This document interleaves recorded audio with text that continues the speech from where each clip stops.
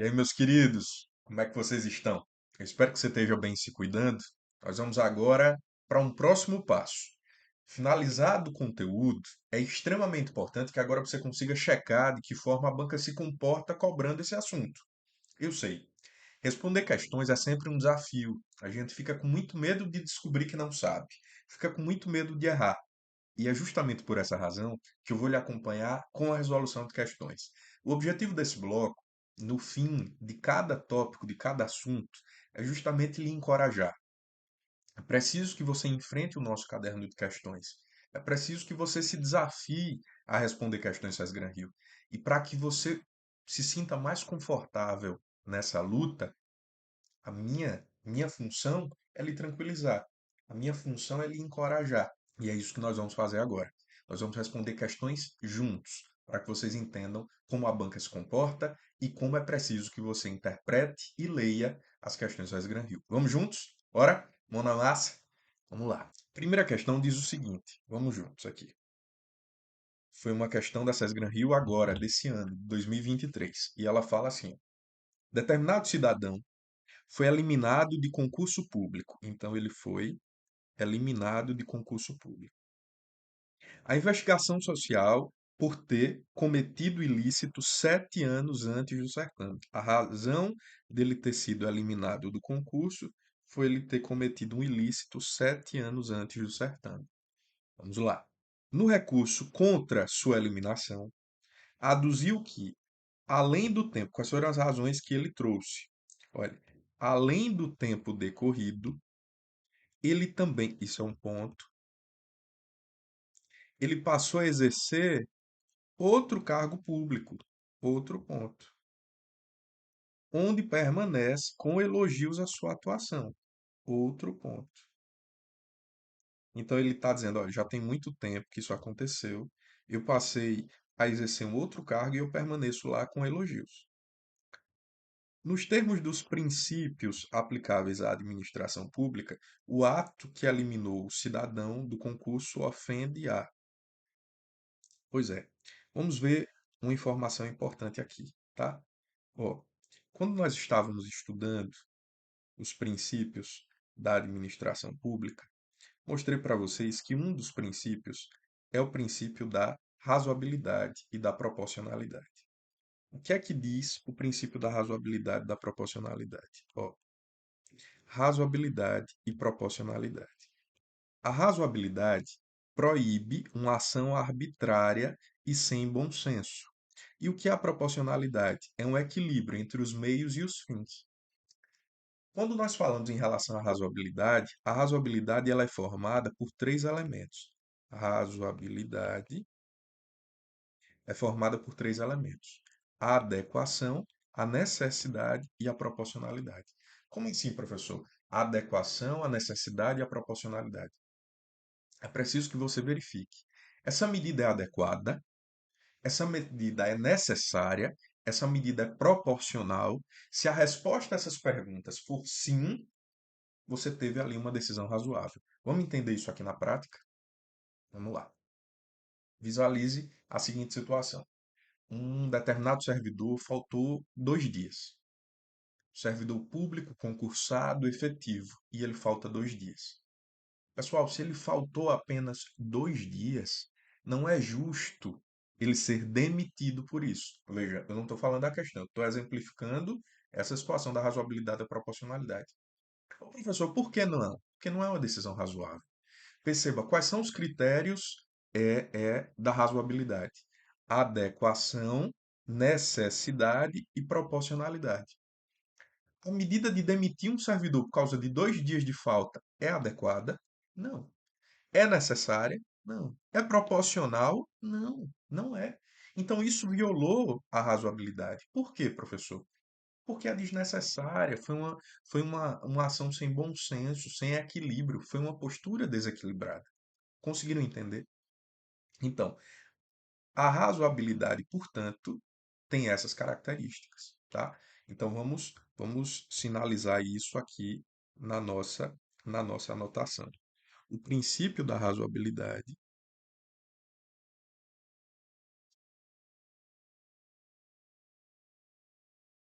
Ele tem três pilares. Tem a necessidade, tem a adequação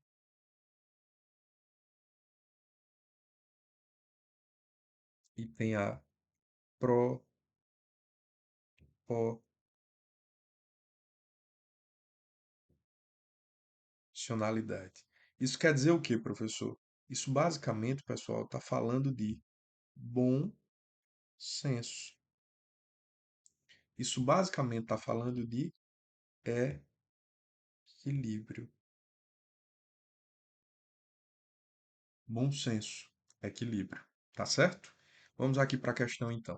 A questão veio e diz assim: determinado cidadão foi eliminado em um concurso público, a investigação social por ter cometido ilícito 7 anos antes do certame. O recurso ele aduziu que, olha, tem muito tempo, eu já exerci outro cargo público, permaneço lá inclusive com elogio. Qual é o princípio que está sendo violado aqui, pessoal? O princípio que está sendo violado é o princípio da razoabilidade. Vamos entender aqui esses demais princípios. Outro que nós temos é o princípio da publicidade. Isso aqui não tem nada a ver com publicidade. Não tem nada a ver com publicidade. Então, não é publicidade. E o professor, por que não é publicidade? Não é publicidade, pessoal, porque nós aprendemos que publicidade quer dizer transparência. Então, vamos aqui para o quadro. Princípio da publicidade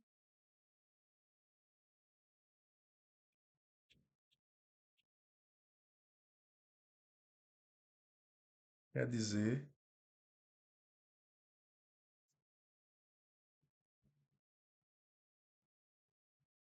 transparência. Certo? Beleza. Então não é isso, nós não estamos falando aqui de dar transparência. A administração pública não está ocultando nada, não está ocultando uma informação, não está escondendo nada. Então não é publicidade. Validade, ninguém está falando de validade. Necessidade, a gente viu que necessidade, ó, é um dos requisitos da razoabilidade, né? Veracidade, que é a verdade. Então, gabarito. Aqui. Vamos para a próxima questão aqui. Deixa eu esconder. Você já leu, mas deixa eu tentar. Diz assim: essa questão também é de 2023, da Banca SES Gran Rio, e a questão diz assim: o prefeito de um município verificou que tinha sido deferida é concedida, certo? Uma licença sem esteio legal para a prática de um ato de competência municipal, ou seja, o prefeito verificou que uma licença foi concedida para a prática de um ato de competência municipal, mas foi sem esteio legal. Sem esteio legal, a banca quis dizer que foi ilegal. Ok.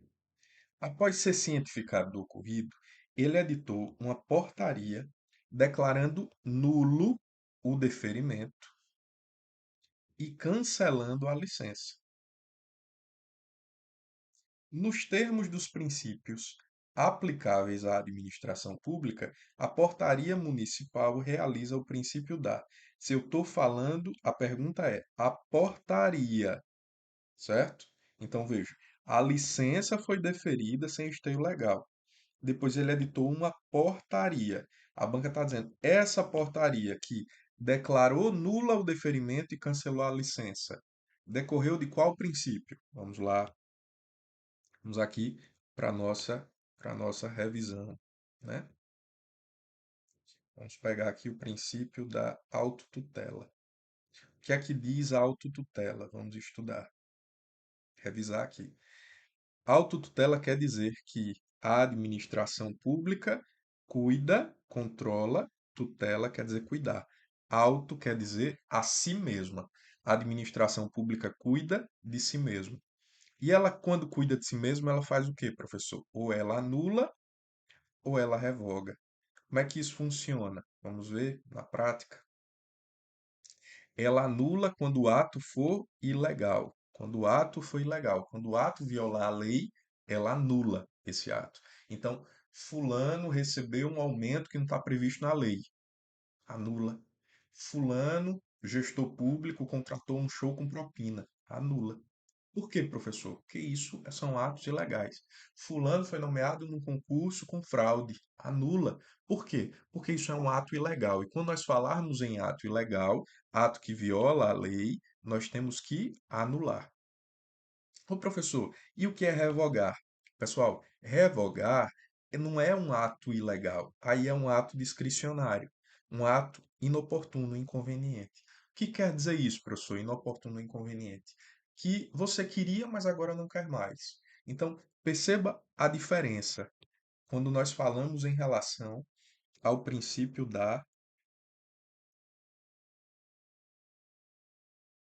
aqui, princípio da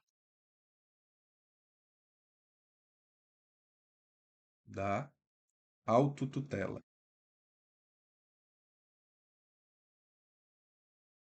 O que quer dizer autotutela, professor? Auto quer dizer a si mesma.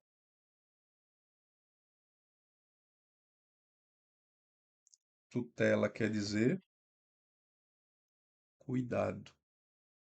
Então, o que é o princípio da autotutela? A administração pública cuida de si mesma. A administração pública cuida de si mesma. E ela pode cuidar de si mesma fazendo o quê, professor? Ela pode anular ou ela pode revogar.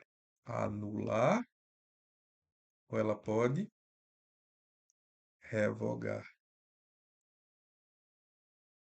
Quando é que ela anula? Quando o ato foi ilegal.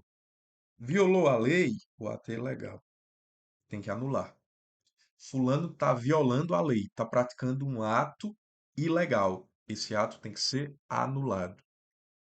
Mas, professor, e revogar? É quando o ato for inoportuno, aí é uma besteira revogar, ou inconveniente.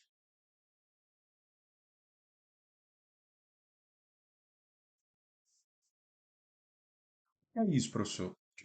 Inoportuno ou inconveniente? Deixa eu subir aqui, se você conseguir. É, inoportuno ou inconveniente? O que quer dizer isso, professor? Inoportuno ou inconveniente? Que antes você queria e agora você não quer mais. Vou lhe explicar. Como é isso, professor? Que antes eu queria e agora eu não quero mais. Entenda bem. Imagine. Maria trabalha no posto A. Pediu para o prefeito para trabalhar no posto B. Depois o prefeito avaliou direitinho e viu que era inconveniente. Percebeu que era inoportuno, que naquele dia que ele mandou, ele até queria, mas hoje ele não quer mais. Perceba que não é um ato ilegal, não tem nada violando a lei, não tem nada grave. Simplesmente o prefeito queria e hoje não quer mais. Logo, o que ele vai fazer é revogar. É uma revogação, não é uma anulação. Entendeu o raciocínio? Anular é quando um ato for grave, ilegal. Revogar é quando for uma besteira. Algo que antes era conveniente e hoje é inconveniente. Ato que antes era oportuno e hoje é inoportuno. Mas o que é que eu preciso que você guarde? Eu preciso que você guarde que nós estamos aqui falando do princípio da autotutela. Em que sentido, professor? Princípio da autotutela.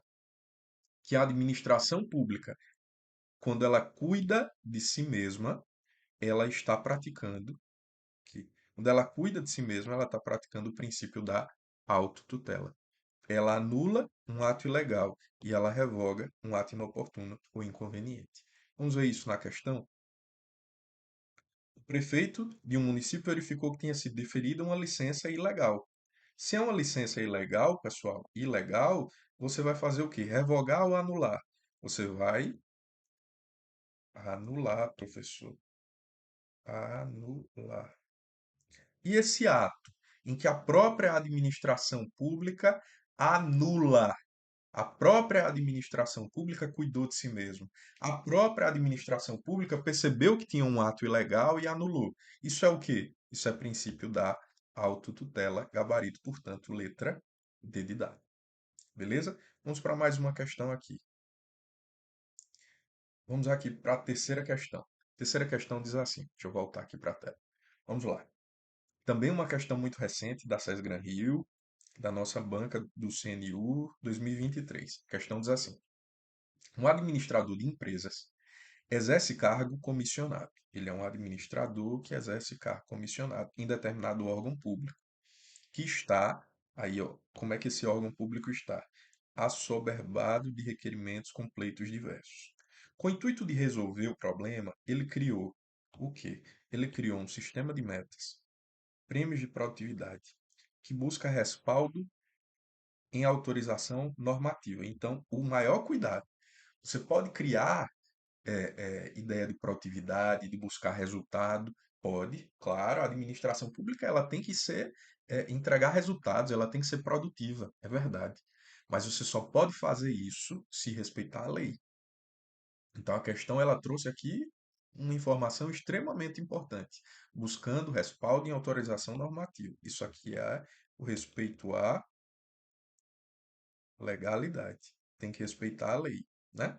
Recentemente aprovada. No caso em tela, está sendo realizado o princípio aplicável à administração pública da. Queridos, quando eu falo em sistema de metas, quando eu falo em sistema de metas, prêmios de produtividade, eu estou falando em qual princípio? Vamos lá? Vamos aqui para os nossos esquemas. Nós estudamos, deixa eu apagar aqui, nós estudamos o princípio da eficiência. O que é que nós estudamos lá no princípio da eficiência? Que eficiência nada mais é do que presteza, perfeição, rendimento funcional, produtividade, economicidade. Produtividade no sentido de entregar mais e economicidade no sentido de gastar menos, entregar mais com menos. Isso voltado tanto para a organização interna da administração, como também na conduta do agente público, na conduta do servidor. Que foi que a questão nos trouxe? Justamente isso, né? A questão chega e diz assim, ó, o administrador exerce um cargo comissionado num determinado órgão e criou um sistema de metas, prêmios e produtividade, buscando respaldo na uma autorização normativa. Estamos falando de qual princípio? Princípio da eficiência. Então, vamos aqui, quando nós falamos em princípio da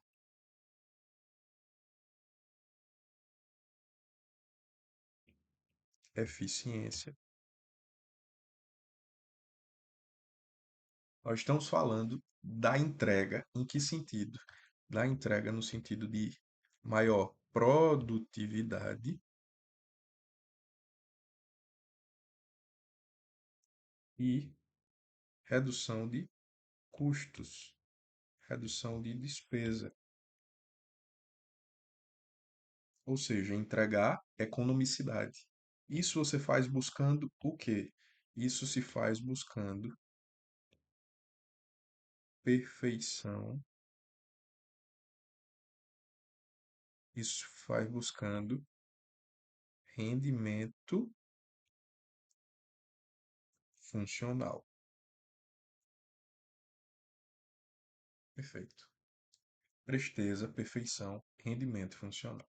Vamos aqui para mais uma questão.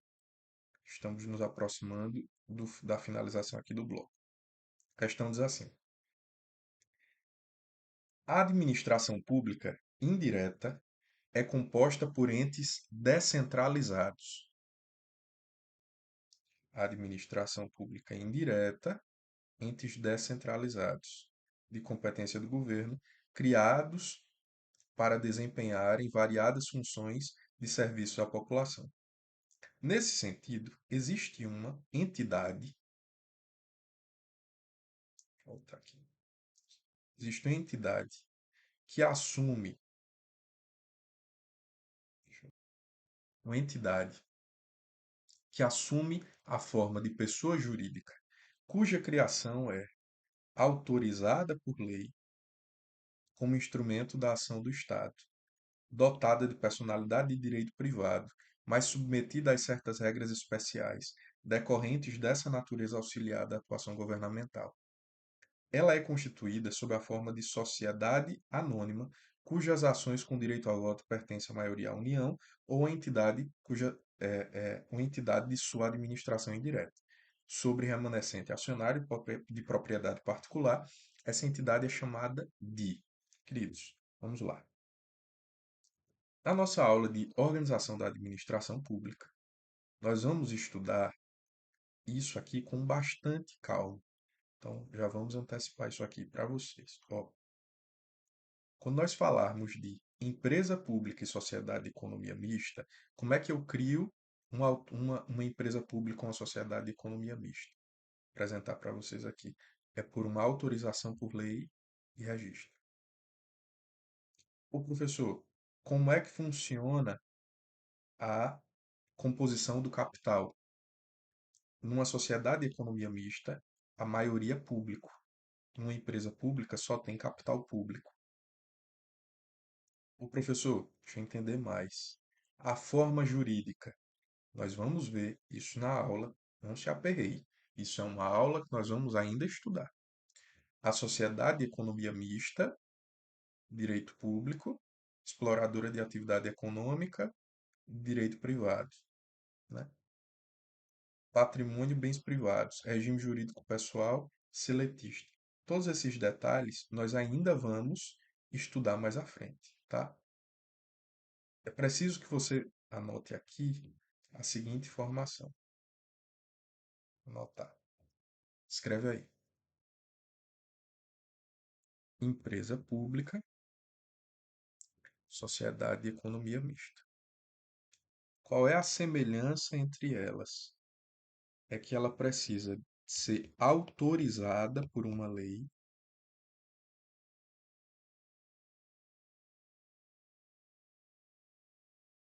mais registro. Então, cuidado, eu não falei criada, eu falei autorizada por lei mais registro. Tanto a empresa pública quanto a sociedade de economia mista, certo?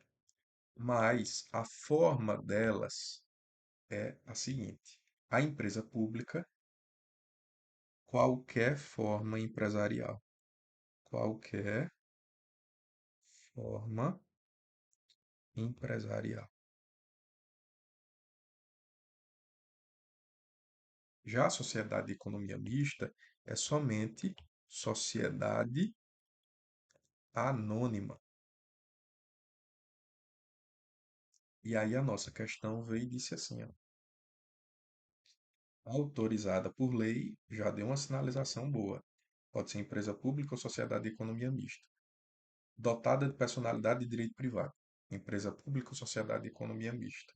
Decorrente dessa natureza, é constituída sob a forma de sociedade anônima. Pronto, matou. Só pode ser uma sociedade de economia mista, cujas ações de direito a voto pertencem em sua maioria à União. Aí matou de vez, porque se fosse empresa pública tinha que ser todo da União, né? Aqui, maioria da União. Então, nosso gabarito, portanto, será a letra D de dado, Sociedade de Economia Mista. Mas não se preocupe, que esse assunto nós vamos aprender no módulo de organização da administração pública. Não se aperreie. Nós vamos estudar isso ainda para isso ser cobrado para vocês em momento oportuno. Tá certo? Vamos só finalizar esse módulo rapidinho e retornamos ainda com mais um bloco de resolução de questões. Voltamos já.